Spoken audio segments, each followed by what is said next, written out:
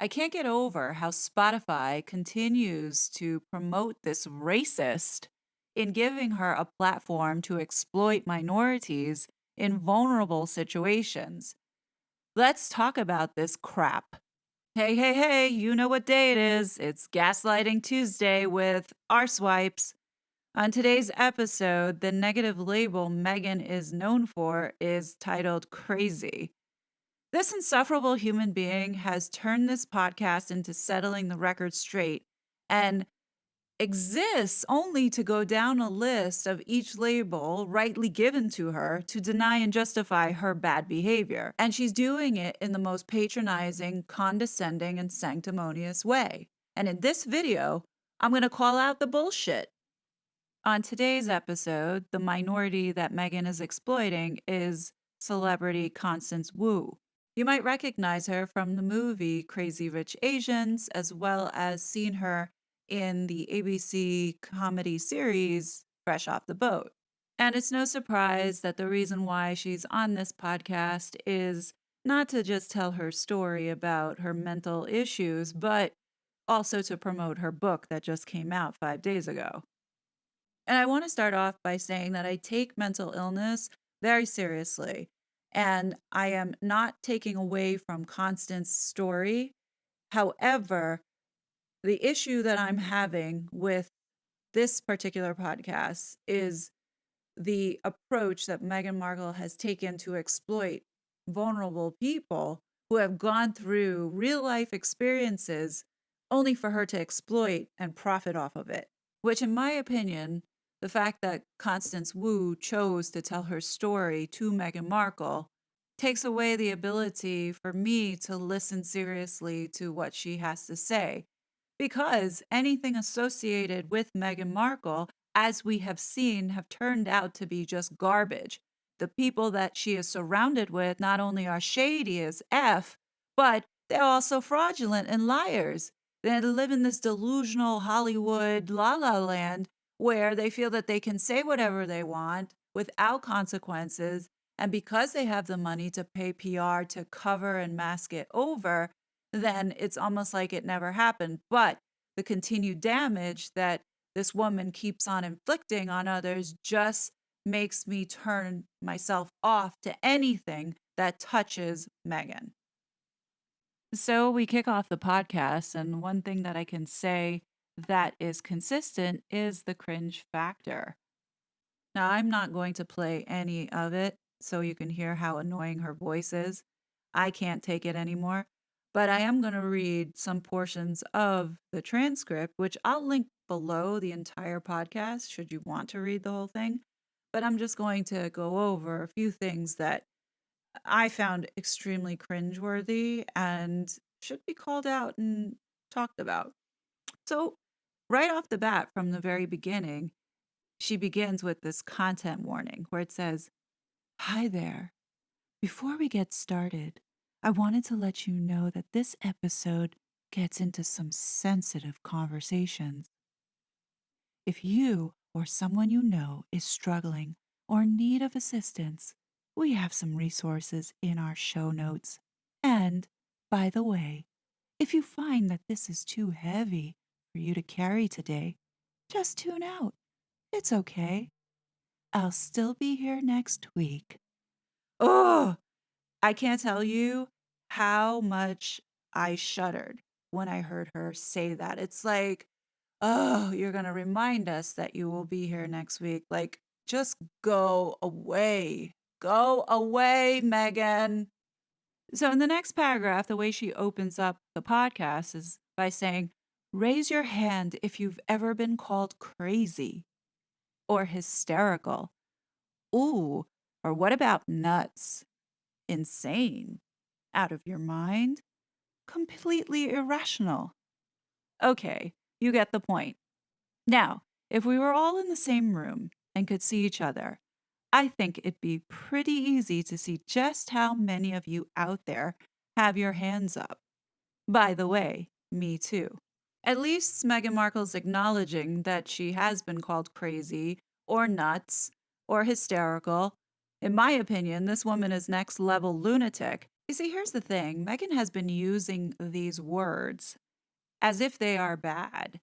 In fact, crazy to me, it has become so common and so overused in society that it's actually become a positive thing. When you're labeling somebody as crazy, you can almost expect that there's some level of genius. We see this all the time with artists. Back in the day, Picasso was called crazy for his talent and his way of expression, but then when you look back on it, you learn to respect that crazy or that way of thinking or different way of thinking was actually something that evolved and innovated many others. So I don't look at the word crazy as a bad thing. As an artist myself, I've been called crazy because when you come up with ideas, they're just so out of there and you try and make it become some sort of reality. I think where Megan is missing the mark here on this is her understanding of these terms that she's using. I mean, she did this with diva, she did this with dragon lady. Now she's doing it with crazy. And she goes into talking about, and this really cracked me up. She starts talking about, goes, the word hysterical. It comes from hysteria, which is, wait for it, the Greek word for womb. Plato himself was actually amongst the Greek philosophers who believed that the womb would travel around the body, adding pressure to other organs, which would then lead to erratic and unreliable behavior.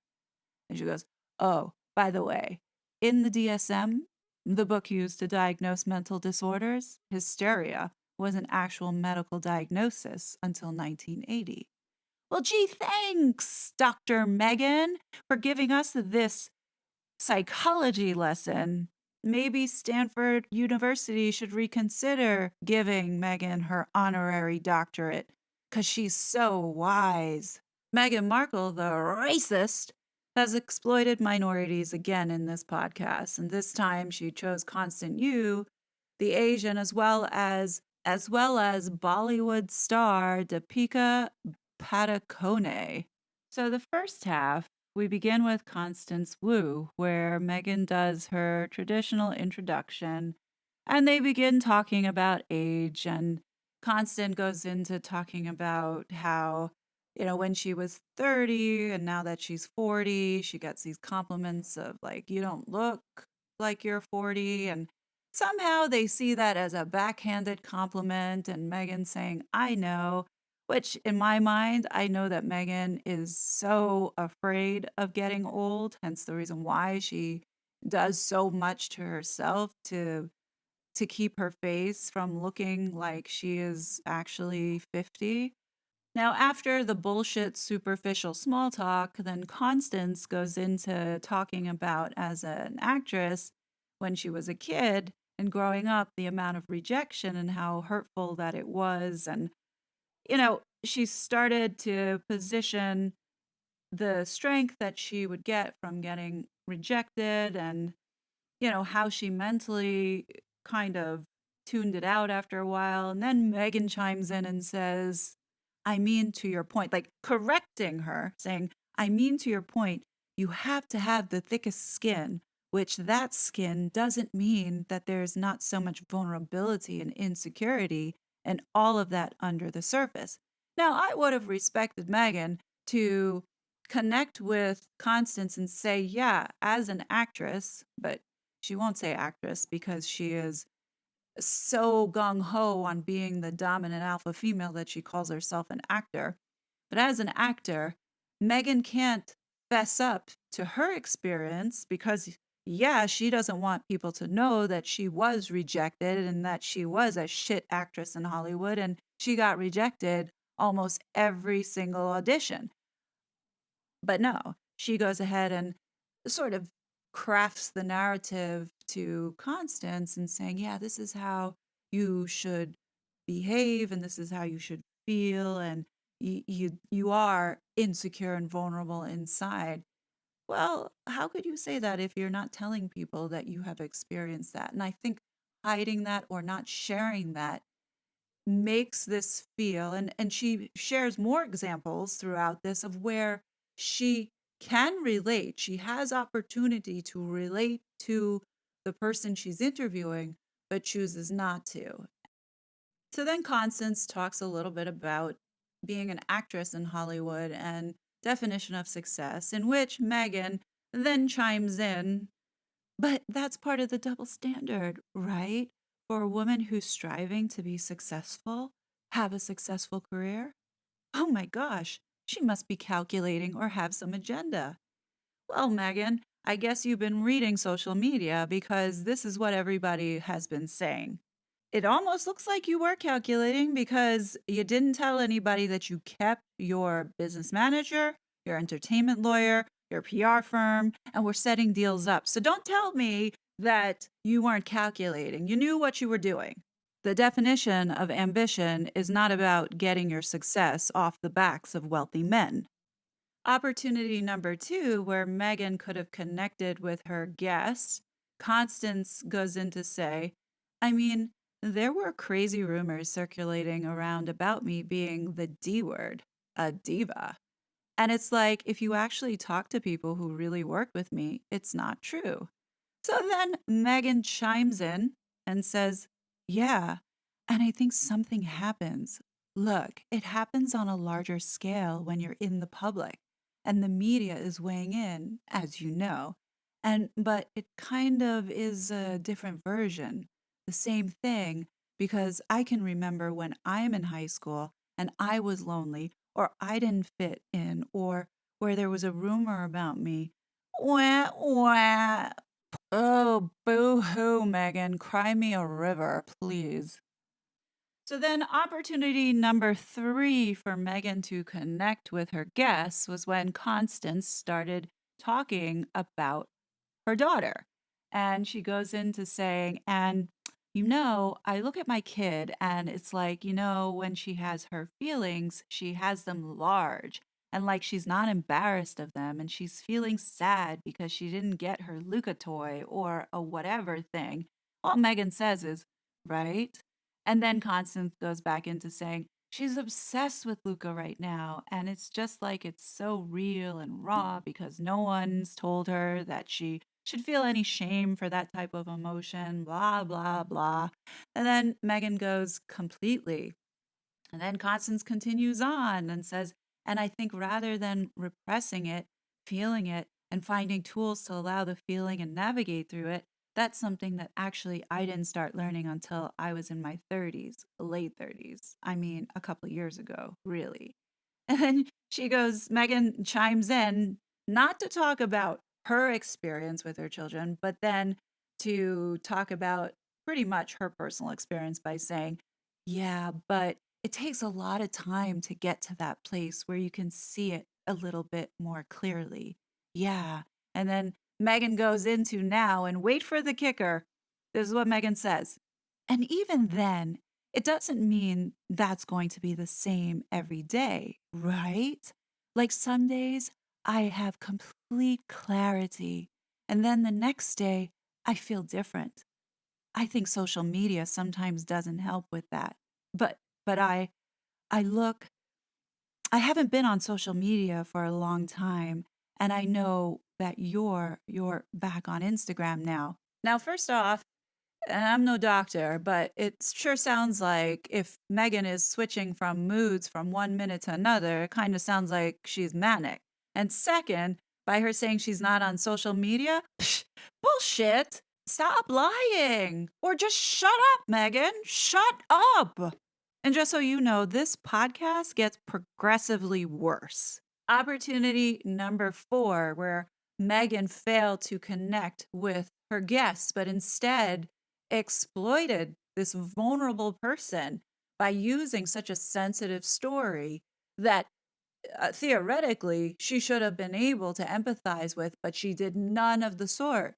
So Constance goes in and starts talking about how she was, let's say, in the Me Too movement on the set of her television series. There was a producer who did take advantage of her.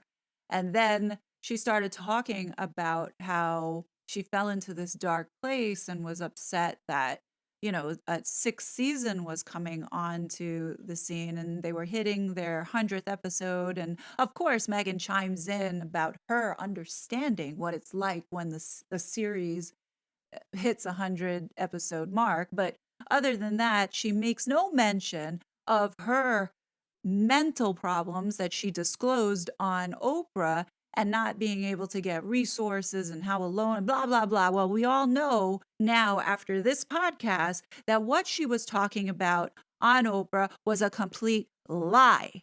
And as Constance is telling this story, she's bearing her soul and being the most vulnerable, and she's crying and sobbing. And, Megan's not saying very much. She's just doing, the annoying, "Oh," no reaction, and I'm sure that her face was deadpan, like, and not able to connect in any way, but then Constance then starts to apologize for crying, and, Megan finally then says, "You okay?" And Constance says, "Yeah, I'm okay. No, it's just I hate that I always cry over it. It's like there are certain things you go through in your life that you're like, why do I still cry about this?" And of course, Megan chimes in as if she's some Gandhi by saying, because it's part of your healing process. This is part of it. Constance says, I know. And then here's Megan. If you weren't crying, I'd be worried, right? Ugh, stop with the right, Megan. Because so much of it is especially based on what you're talking about, which is when everything's just building up internalized emotion, whether it's sadness or relief or everything. I mean, how, just like when you're talking about with your daughter, right? So here now she's going to rope in the kids, where she says, when you watch our kids, the most beautiful thing in the world, even though in moment it might not feel that way, is if they have a breakdown and they just scream and they let it all out. So is she talking about Harry at this point? Because I don't believe that she's talking about the two Phantom children. Because why would she say, when you watch our kids?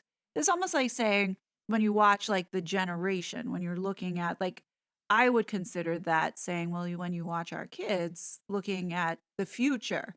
This is not saying, well, when I look at my kids, or, talking from personal experience, it very much feels like she is talking about the future generation. Or she possibly is talking about Harry, and I can totally see him screaming when she locks him outside of the house. So as they're talking about their kids and how they're able to express their emotions so freely, Megan decides to talk about why she is so contained.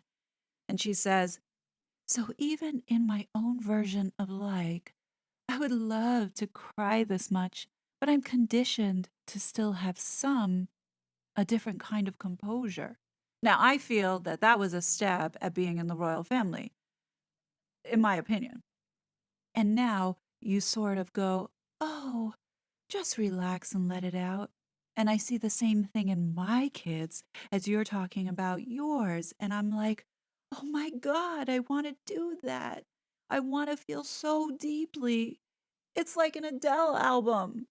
Come on, Megan. Like, did you really have to make that up in your head to explain why you're so cold and unfeeling? Like, honestly, you don't just all of a sudden switch on and have this kind of composure when in the past you were a practicing actress. So you should have been able to draw sources of feeling emotion from different experiences. That's what an accomplished actress could do. Well, I mean, I guess that's why she never made it in Hollywood. But I digress. Like, this just sounds so contrived and fabricated that I just can't take anything that this woman says seriously. And I don't understand how Spotify has given money for this shit. Now, after that exhausting segment, Megan then brings on, before she brings Deepika, another minority to exploit their struggles with mental health, of depression and anxiety. Again, she goes into talking about crazy. And Megan says, what Aparna's saying gets at something that feels fundamentally important to understand when it comes to the word crazy. And that's the connection between crazy and the concept of trust, or perhaps I should say mistrust. Well, Megan, you're the expert. Honestly, like if anybody to distrust and, look at for fraud, it would be her, considering all the lies and deceit that she had shown us in the past 4 years. So I think in that area, she most definitely has an understanding. An attempt for Megan to try to sound like she's intelligent, but really what she's saying is manipulative, Megan says it's a huge real problem when a person's self awareness is ignored or not trusted. There's actually a term for it. It's called medical gaslighting. Oh, really? I learned something today. Thank you, Dr. Megan. Is that what you were doing when you were on Oprah, telling the world how mentally unstable you were and how you couldn't get help? Shut up, Megan. Just shut up. And then soon enough, Megan then weaves in some doctor who talks some psychobabble. And Megan brings up that the doctor had sent her a gift, and in the gift, the actual lining of the box had shredded tabloids, and she thought that was funny. I thought that this piece was irrelevant and also irrelevant to the entire podcast because the doctor starts talking about the stereotype of crazy. Now, we're sort of not staying on track to what this podcast was supposed to be. Archetypes is where they dissect and divert the labels that are put on women, but instead we're talking more about stereotypes. So, can someone please help me understand what is the point of this podcast aside from Megan being able to go down the list of names that she has been called in the tabloid media? Because I'm not understanding the point of all of this. Now, at this point, the podcast is so bad, and I am having such a hard time concentrating on what it is that this podcast is supposed to accomplish. And she brings in Deepika, and I can barely get through it. Opportunity number 5, where Megan fails to connect with her guests, is when Deepika starts talking about her struggles and her depression that had consumed her and how her family were, the relationships were affected, and she kind of gave up on living. And what was interesting was that Deepika kept talking about family and, her siblings as well as her husband. And you know what Megan does? This really blew my mind because we know that this is made up shit now. She says, yeah, and you, look, found the courage to get the help that you needed and get the help that works for you. I mean, I think at my worst point, being finally connected to someone that, my husband had found a referral for me to call, and I called this woman. She didn't know I was even calling her. Okay, stop. Didn't Harry say that he was too ashamed? He didn't know where to go. How all of a sudden now Harry's giving referrals on mental health? Do you not see how I can't take this seriously and neither should anybody else take this seriously? This is this is just made up garbage. And here's the thing, Megan goes into telling this story which I don't believe for 1 second that when she called this woman, Megan stated here, and I called this woman, she didn't know I was even calling her. And she was checking out at the grocery store. I could hear the little beep, beep. And I was like, hi. And I'm introducing myself, and that you can literally, you're going, wait, sorry. I'm just like, who is this? Um, and saying, I need help. And she could hear the dire state that I was in. But I think it's for all of us to be really honest about what it is you need and not be afraid to make peace with that, to ask for it. And for you, I think what's the most illuminating is that you're willing to talk about it. Shut up, Megan. Just shut up, man. Now, here's where my bullshit reader went off with alarms. You can't call a therapist and they take your call in a grocery store just because, from HIPAA law and privacy, you cannot counsel or give advice to somebody and not have them sign all those documents that, sort of alleviates them from any malpractice in the counseling that they're giving. No therapist would answer and take that call. If anything, if Megan called somebody, it would have had to have been an office, but to call a therapist's personal number and they pick it up while they're in the grocery store is highly, highly doubtful. And being that Megan is so protective over her privacy and security, don't you think she would have had this woman sign something before she spoke to her? By this point, guys, I am like totally shutting down and bored to tears with this nonsense because we know that it is made up garbage.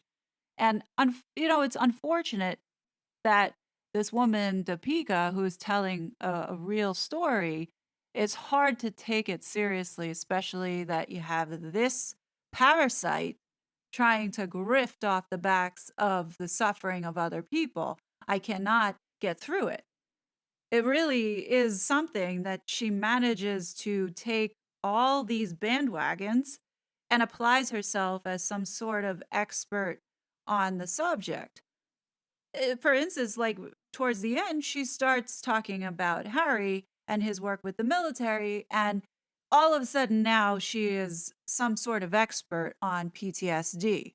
For a woman who is now preaching that people need to have some self awareness and trust the people in what they're feeling, well, did you consider that when you accelerated the deaths of both Prince Philip and the Queen? Where was your self awareness around that when you were lying and you were constantly attacking people who did nothing but give you opportunity and privilege and this platform for you to spew this shite? I'm sorry, but for somebody to talk about mental health when in fact they are responsible for affecting and deteriorating the mental health of others, honestly, Meghan Markle's platform, public platform, should be revoked.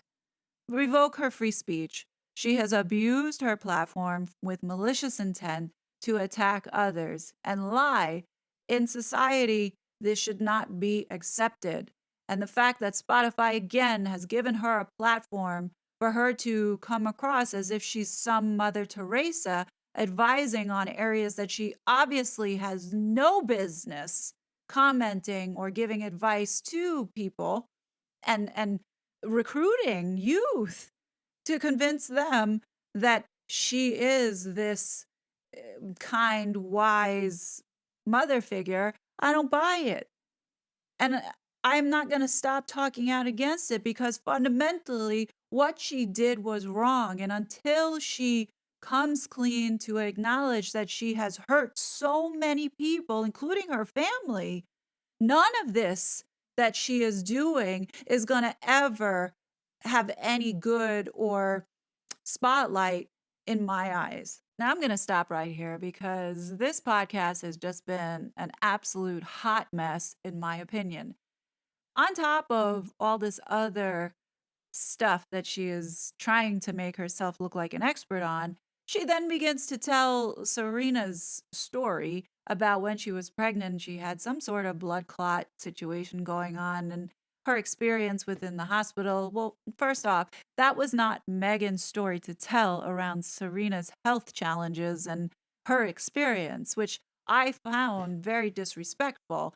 Megan had plenty stories that she could tell about herself, but she chose not to. Many missed opportunities within this podcast. If she really was sincere and genuine about the things that she had been crying victim around, she could have thrown that in here, but instead chose to allow these women to be extremely vulnerable with her. And in some sick way, this twisted bitch probably felt somewhat happy about seeing these women expose themselves and the suffering that they were going through because that's what these narcissistic sociopaths do. Anyhow, sorry about the rant and sorry about my emotion coming out, but yeah, part of Meghan Markle and the reason why I have such an issue with her influence in society is for this reason. And I think many people need to understand that this is all a facade that she has painted because her behavior in real life does not dictate any of this kumbaya, be kinder to yourself nonsense that she keeps spewing out for this $28 million. Spotify, do better, man. This is shit. Such a fraud.